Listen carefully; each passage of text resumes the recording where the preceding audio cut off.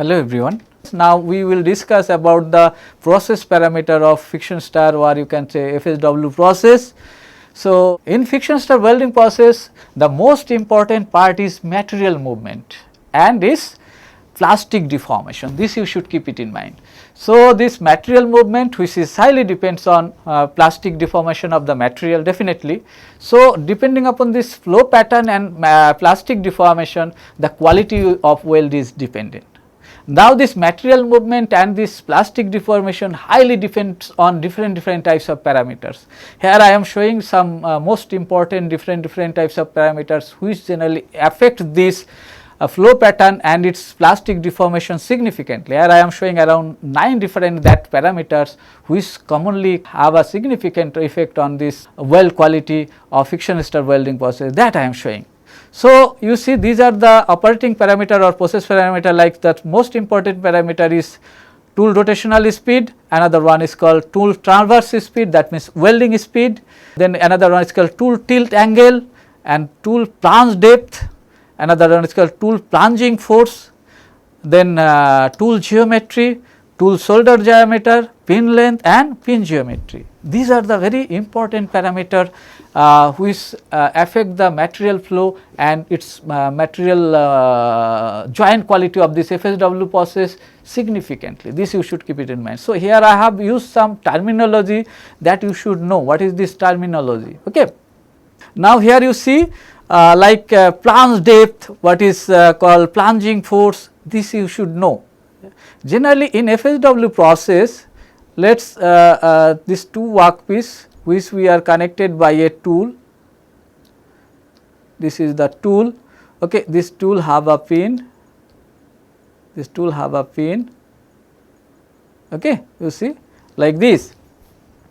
So, you see now this tool pin height means what happens from this shoulder surface, here in first figure I am showing, this is shoulder surface to tip of this pin is called pin depth. What it is called? Pin depth.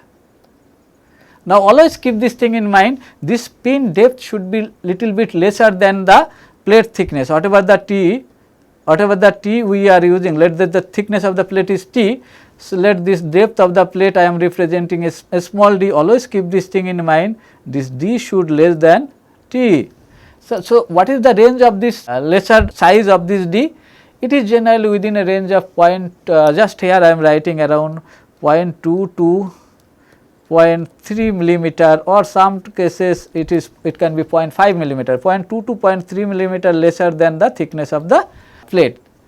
Now, to make proper contact, generally to make proper contact this workpiece, generally some impression of this tool shoulder, that means some penetration of the tool shoulder sometimes required over the surface of this plate. So, some sort of penetration of tool shoulder also taken place through this thickness direction of this workpiece material, that is called plunge depth. Here you see this is called plunge depth, and that means some portion of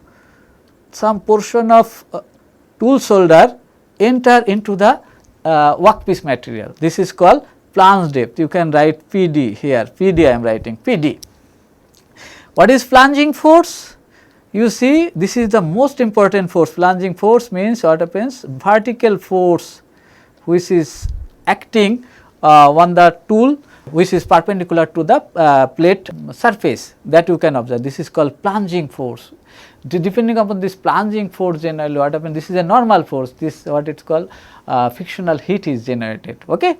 So, once you see what are the different force acting in a friction stir welding process, this you should know little bit. Here you see in a friction stir welding process there can be different types of force.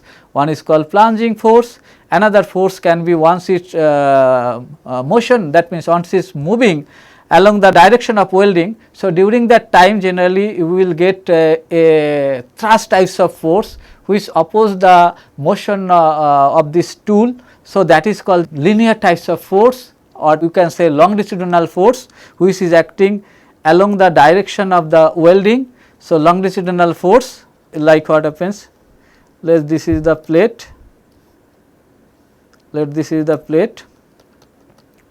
So, let this is the impression of the tool. So, this is flange force which is normal direction, another one force which is acting, let this is the welding direction, this is the welding direction, this is called linear force,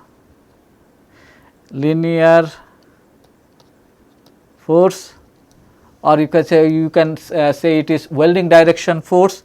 Another force is acting generally lateral direction of this tool, it is called lateral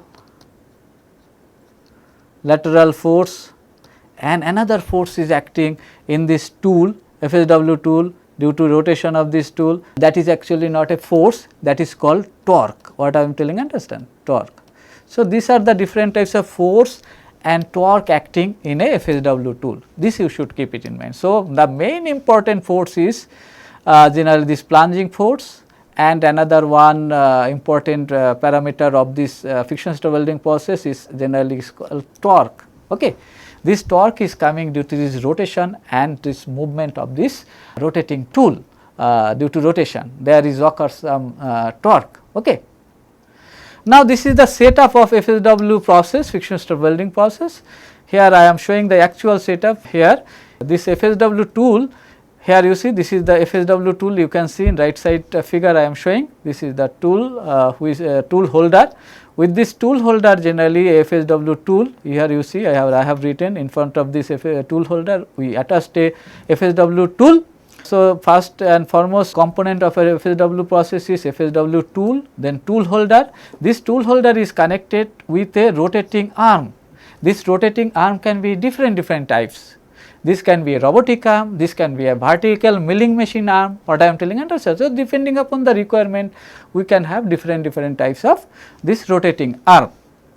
Now, to hold this workpiece firmly, there is required a what is called clamping or holding fixture. So, you see this is called fixture, here you can see actually a fixture is designed which is generally firmly combine the two workpiece material here. Now, here you see there can be a backing plate at the bottom side of this plate, there is a supporting plate is there, that is called backing plate. Now, if we are going for measuring this force and torque, there is used a dynamometer system. Here you see this yellow color represent a dynamometer. By this generally we can measure the what it is called, we can measure the torque as well as different types of force component, that means plunging force. Now, these are the different types of friction stir welding joint. So, by friction stir welding process we can join different types of combination of material, like this can be joined to horizontal workpiece together. Here we can do butt welds, here we can do overlap types of welding process, here we can do corner types of joint, here we can do T types of joint. Here you see how it is made, that you can observe here. So, this is generally T joint we make, this is FSW tool, this is corner FSW tool, and this is the corner joint we can make by this configuration. Then another things also we can do by friction stir welding process, that is called friction stir spot welding.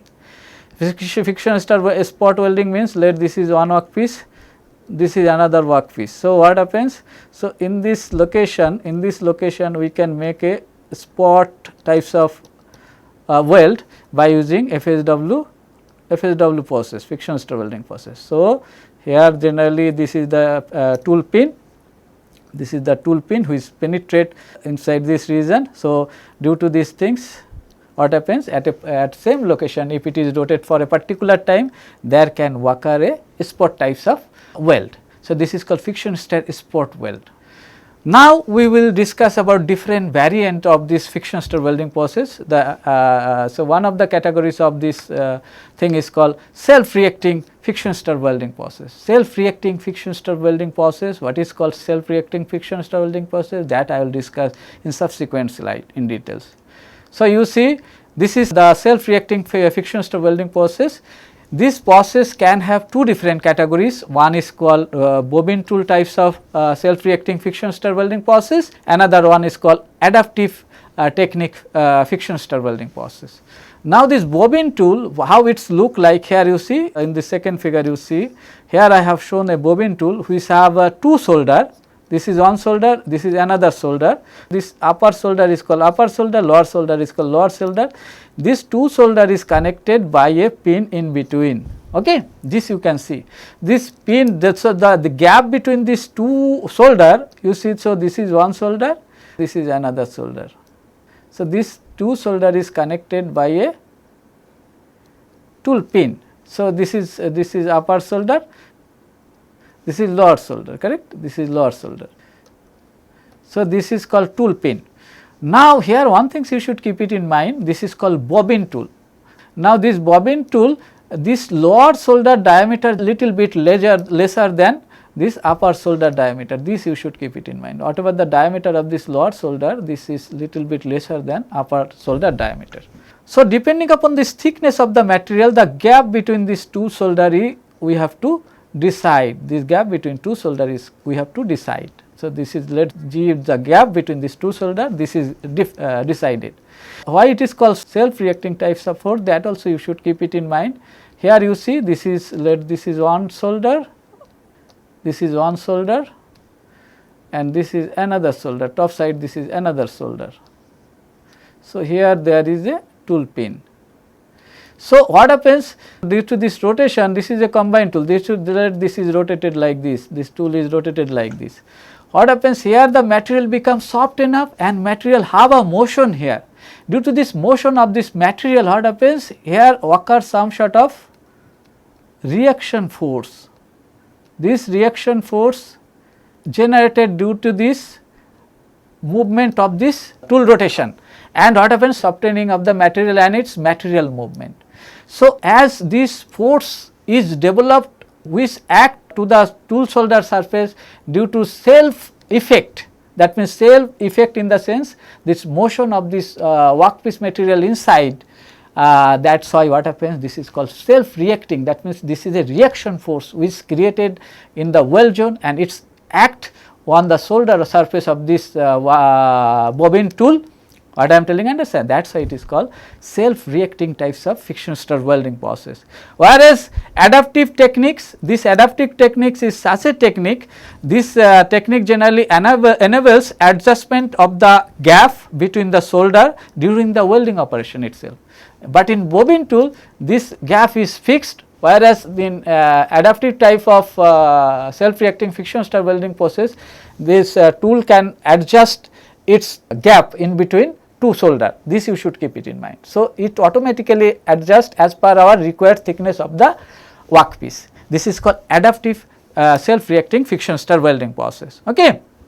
Here one thing you should keep it in mind, this weld essentially eliminate partial penetration, lack of penetration or root defect, and what happens in this process throughout the thickness of the weld region more or less uniform nugget zone we can get. That means throughout the entire thickness this thermal gradient here is less, you can say. This shape of this thermal or you can say weld nugget zone is saddle in nature, saddle types of shape.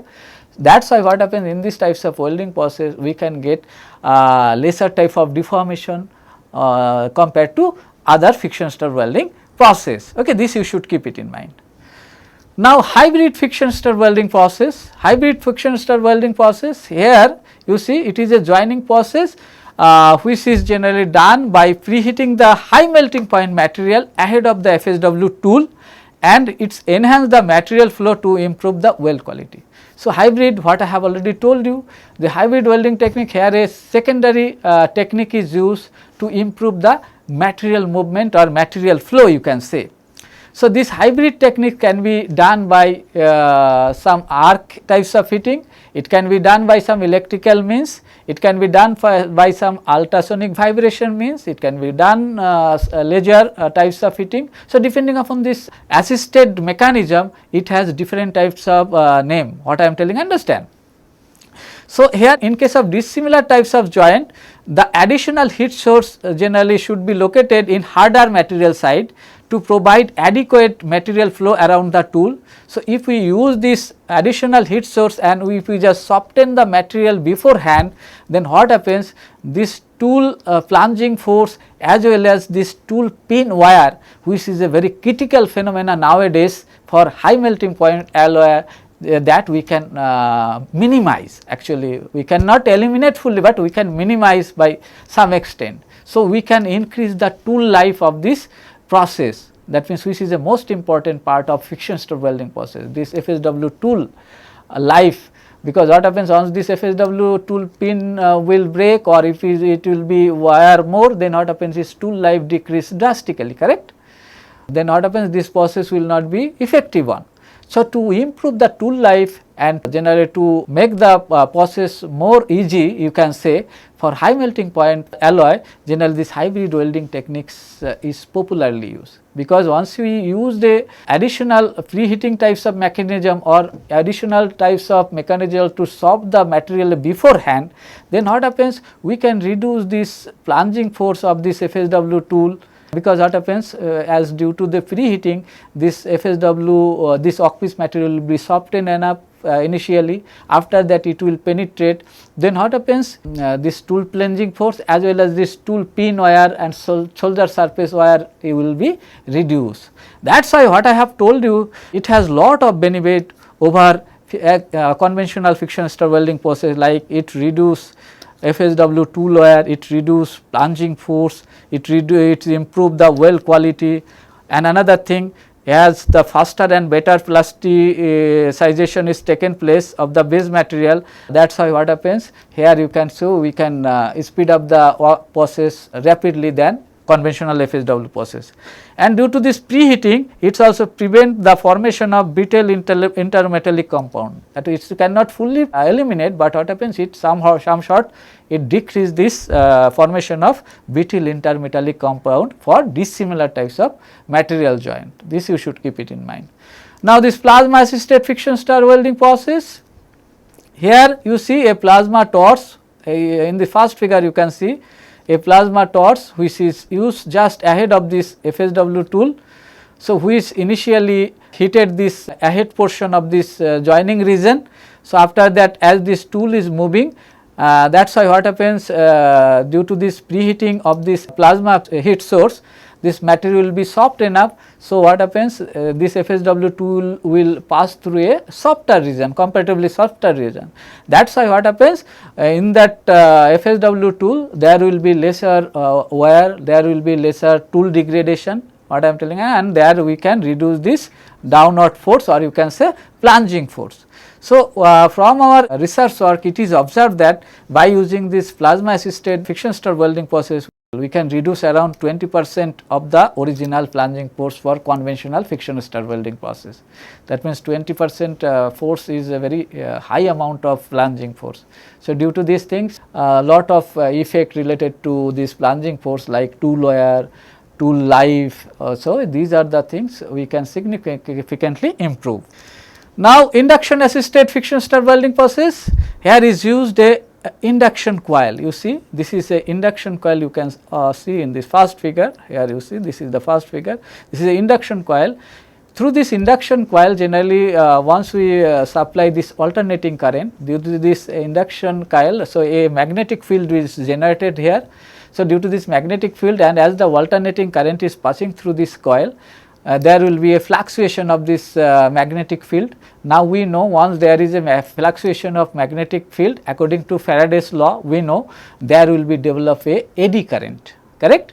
Now, this eddy current once is passed through this workpiece zone, then as workpiece have some resistance, that is why what happens, once current pass through this resistance, there will develop some heat. That is very well known to you, because let this workpiece have a resistance R, let us I am just telling, and then let the eddy current required is I.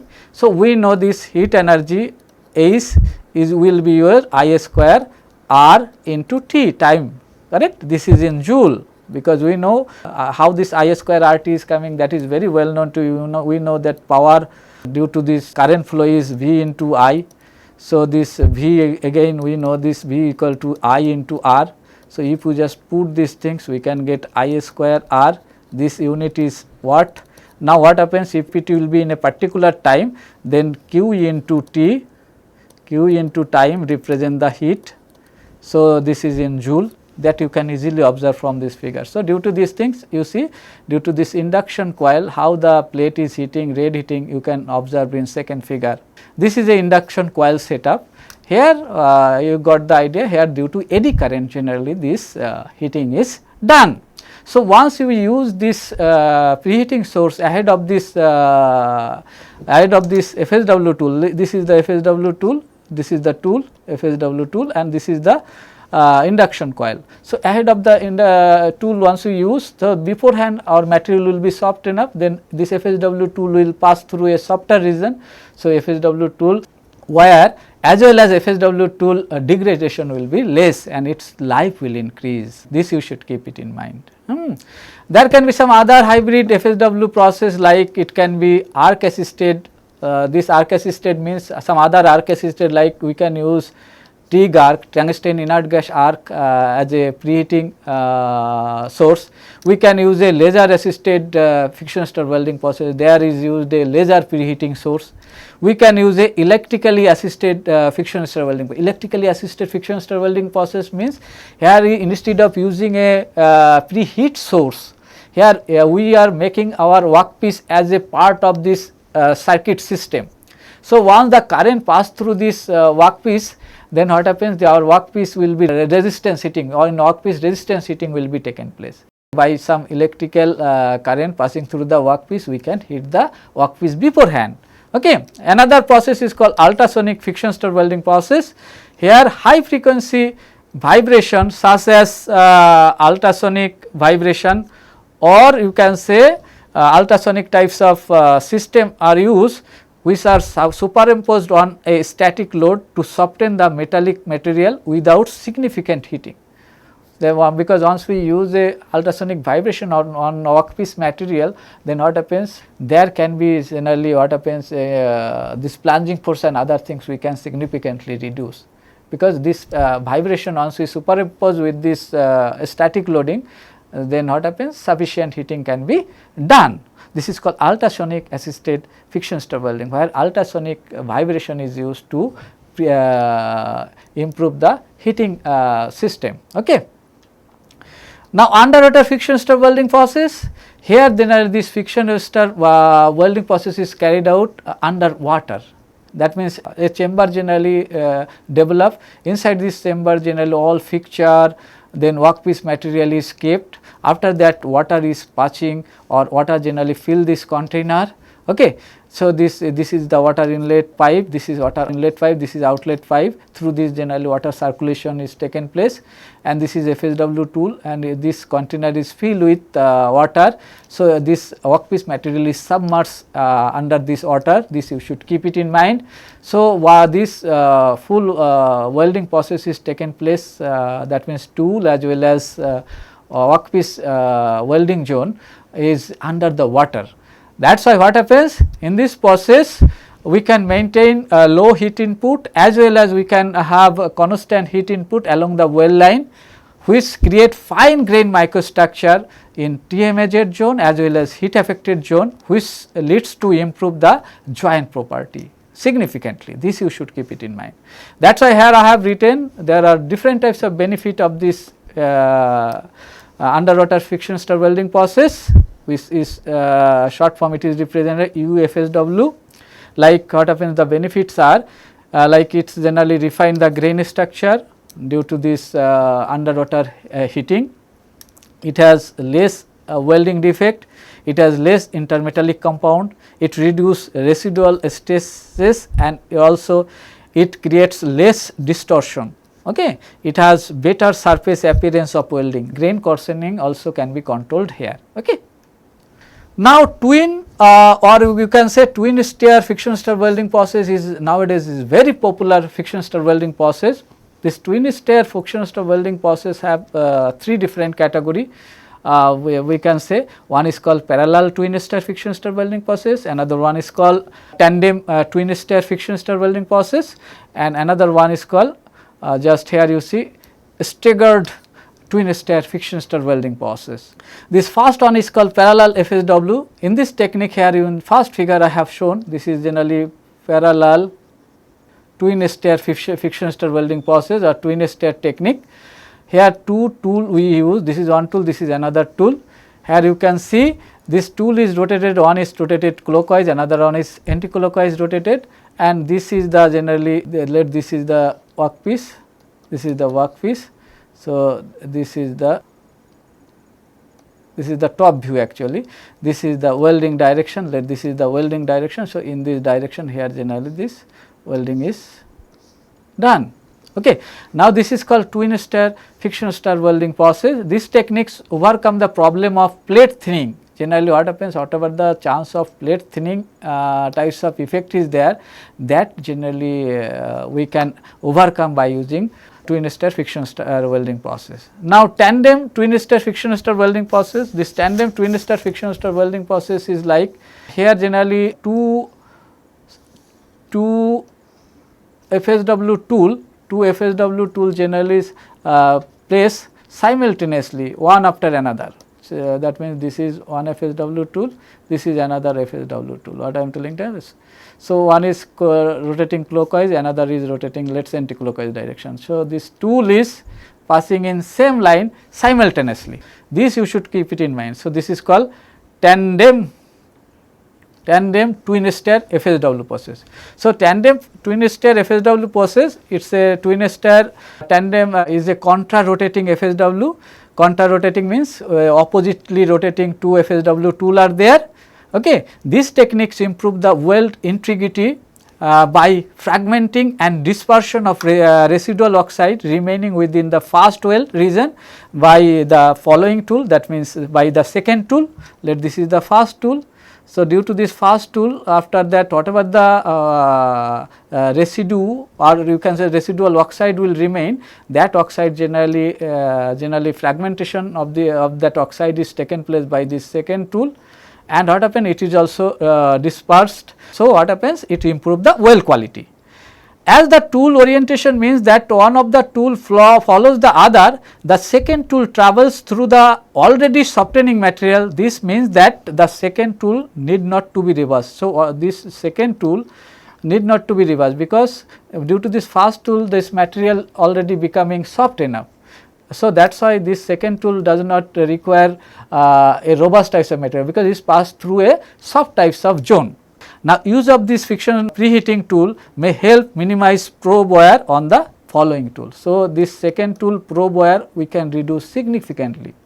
Now, stagger twin stir friction stir welding process, this is stagger twin stir friction stir welding process. Here you see, in this process generally tool is used in such a way, it means that an exceptionally wide weld region can be created here. So, here essentially the tools are positioned with one in front and slightly to the side of the other, so that the second probe partially overlap the previous weld region. Here you see this is the probe region, and this is the, so you see this tool is partially overlap. This you see, this is one welding zone, this is one welding zone, and this is another welding zone. Here you see. So, these two welding zone partially overlapped each other, as you can partially overlapped is taken place. This arrangement is especially useful for lap weld. This you should keep it in mind. As the weld is wide in case of lap joint, then what happens, as the wide weld region provide greater strength than a single pass weld. This also, because in lap joint wider the weld region, greater will be the strength. This you should keep it in mind. And what happens in this partially overlapping region, if there will be any residual oxide, that can be fragmented and dispersed by this second tool. Okay. These two tools also have two oppositely rotated tool, you see, you can observe here. So, as the second tool can be set to overlap the previous weld region, that is why what happens, it eliminates any plate thinning that may have occurred in first weld. So, what happens, due to this overlapping, if there in this overlapping zone, if there is any plate thinning types of phenomena is taken place, that can be overcome by this second weld, or you can say second FSW tool. Now, this is the last category which I am going to discuss today about FSW. This is called stationary solder friction stir welding process. In this process, the probe is rotated and which is protrudes through a hole in a stationary solder. In this FSW process, that means a stationary solder friction stir welding process, here let this is your, this is the tool pin and this is the solder, this is the solder. Now, you see this tool pin, this is the tool pin which is protruded through a stationary holder. This solder is a stationary, this you should keep it in mind, solder is stationary. Only this tool pin, this pin is rotated here, this you should keep it in, that is why it is called a stationary solder friction stir welding process. This stationary solder add no heat to the surface, okay, because this is a stationary, it is not provided any heat to the surface, it is only support this what is called tool pin, you can say. So, all the heat is provided by the probe and the weld is made with any essentially linear heat input profile. What happens, as this solder does not create any heat, you can say, that is why what happens, whatever the weld zone here created, it generally this weld zone is depends on this tool pin size. That is why here I have written, it is generally here this linear heat input profile we can get, because you see this is tool solder, okay. So, due to this tool pin this weld zone is created. So, more uniform heating or weld profile you can get through the thickness. These types of welding techniques is popular for a material which have generally high softening temperature and low thermal conductivity, where generally like titanium types of material, this is highly essential, these types of welding techniques. They generally titanium have very high softening temperature, but low thermal conductivity. Due to this low thermal conductivity, what happens, and high melting point, this once the thermal conductivity will be less, then heat dissipation, that means heat conduction time will be more, what I am telling, understand. So, what happens, to localize heating of this titanium alloy and rapid heating of titanium alloy, generally this stationary solder friction stir welding once we use, then what happens, there will be localized heating. This means that the difficulty to generate sufficient heat to soften the material without causing local overheating. To overcome this problem in titanium, this FSW is widely used. I have already told you FSW have several advantages, because friction stir welding is a solid state welding process. Here the material does not melted, so melting related any types of defects here is eliminated, like here no arc is there, no porosity is there, okay. And what happens, it has low distortion and it has low shrinkage, it can be operated in all the position, it is highly energy efficient process. It has very good mechanical property such as fatigue property, tensile property, and its bend test property also good. It eliminates consumable which is required in most of the fusion welding process, but here we can eliminate this consumable. We can use this thing both similar and dissimilar types of material. It generally simplifies dissimilar alloy welding process. It also reduces the health hazard. Like what happens here, there is no toxic fume, there is no ultraviolet types of ray, that is why what happens, it reduces the health hazard also. There are few disadvantages of this welding process, like what happens, here work must be rigidly clamped, keyhole at the end of each weld is there, that you can see, because exit hole is there, cannot make joint with which require metal deposition, because where some metal deposition types of thing is required, that is very difficult to weld by using this welding process. Initial cost of this machine generally little bit higher than some other fusion welding process. It have huge application, it is used in shipbuilding industry, offshore industry, aerospace industry, automotive industry, railway, robotics, personal computer, similar and dissimilar types of material also it has different types of application. Nowadays also lot of research work is going on in FSW process. Nowadays some work related to 3D printing related thing also generally implemented this FSW process. Apart from this thing, this FSW process also have application in surfacing purpose, surface cladding types of operation purpose, also this FSW process is nowadays applied. Okay. So, these are the references which I have followed for making this lecture. Thank you.